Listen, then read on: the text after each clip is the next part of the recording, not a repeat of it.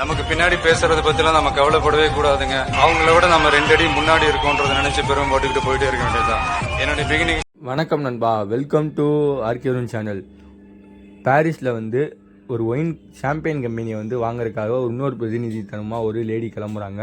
அதுக்கு மத்தியில் ஒரு நாள் நைட்டில் ஹீரோவை பார்த்து 2 பேரும் காதல் வயப்படுறாங்க. காதல் வயப்பட்டு கடைசியில் அடுத்த நாள் ஒயின் சாம்பியன் கம்பெனி மீட்டிங்கில் பார்த்தா அந்த ஓனரோட பையன்தான் ஒரு காதல் வயப்பட்ட பையன்றது அந்த ஹீரோயினுக்கு தெரியுது. இது மத்தியில் அந்த ஒயின் சாம்பியன் கம்பெனியை வாங்குறதுக்கு இவங்க என்னென்னலாம் போராடப்பட்டாங்க அப்படின்றது தான் ஒரு ஒன்லைன் ஸ்டோரியாக வச்சு சாம்பியன் ப்ராப்ளம் அப்படின்னு ஒரு மூவியை 2025 நெட்ஃப்ளிக்ஸில் இப்போ தமிழ் டப்பில் அவைலபிளாக இருக்குது. ஒரு காமெடி ரொமான்டிக்கலான மூவியை சூப்பராக கொடுத்துருக்காங்க. இந்த இதில் அந்த ஒன் டே நைட்டில் பாரிஸில் அவங்க சுற்றி பார்க்குறதும் ஜெயின் வீலில் போகிற காட்சிகளும் சரி, இந்த மாதிரி ரொமான்டிக்கான காட்சிகளை ரசிக்கும்படியாக இருந்தாலுமே படத்தில் யார் யாரெல்லாம் நடிச்சிருக்காங்கன்னு பார்த்தீங்கன்னா நம்ம கவனத்தை இருக்கிற மாதிரி ஹீரோ டாம் வில்சன், மில்க் கியா அவங்க தான் ஹீரோயினி. இவங்க 2 பேர் தான் ஹீரோ ஹீரோயினியாக மெயின்டைன் பண்ணுறாங்க. அப்புறம் சாம்பியன் குழு மீட்டிங்கில் நடிக்கிறவங்களான ட்ரிபிள் யூனேஜ், சேவியர் சாமுவேல், அப்புறம் ஆஸ்டலா வில்லன், அப்புறம் ஸ்கேன் அமேசான். இவர் தான் ஸ்கோரிங் பண்ணிக்கிட்டே இருப்பார் அந்த 4 பேர் மீட்டிங்கில்.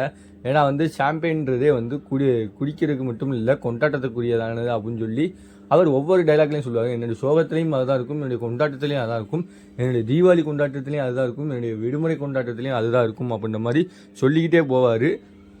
ஷாம்பெயினாலே கொண்டாட்டத்துக்குரியது தான். கடந்த வருஷம் உங்களுடைய ப்ராடக்ட் பிஸ்னஸ் அந்தளவுக்கு போகிறதுனால என்னுடைய கொண்டாட்டத்தோட தரமும் குறைஞ்சிச்சு அப்படின்னு சொல்லி அவர் மீட்டிங்கில் சுவாகமாக சூப்பராக சொல்லியிருப்பார்.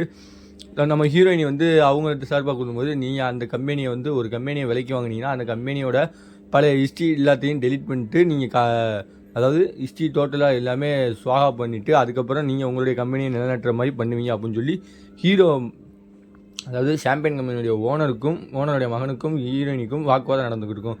இந்த இடத்துல ஒரு கிளாஸ் ஆகும்போது அந்த ஹீரோயினி ஐயோ தெரியாதனமாக இவன்ட்ட நம்மளுடைய பர்சனல் லைஃப்லாம் வளரிட்டோமே அப்படின்னு சொல்லி நினச்சிக்கிட்டு இருக்கும்போது தான் அடுத்த கட்டமாக சாம்பியனுக்கு தயாரிக்கிறதுக்கு ஒரு திராட்சை தோட்டத்துக்கு போவாங்க. அந்த திராட்சை தோட்டம் கட்டும்போது இந்த விதத்தில் எந்தெந்த காலத்துலலாம் பனிக்காலத்தில் அறுவடை பண்ணுறாங்க அப்படின்றத சூப்பராக கச்சிதமாக டேரக்டர் ஸ்க்ரீன் பிளேயில் கொடுத்துருப்பாங்க. கிட்டத்தட்ட அது ஸ்கேன் பண்ணதுக்கப்புறம் பாட்டிலில் ஒயின் பாட்டில் எந்தெந்த வருஷம் எப்படிலாம் பதப்படுத்துகிறாங்கன்ற காட்சிகளை காட்டுற காட்சிகளும் சரி, ஒயினை நம்மளுக்கு குடிக்கவே ஆசை தூண்டிட்டாங்களோன்ற மாதிரி தான் நம்மளுக்கு ஸ்க்ரீன் பிளேயும் படத்தை பார்க்கும்பொழுதும் தோணுது.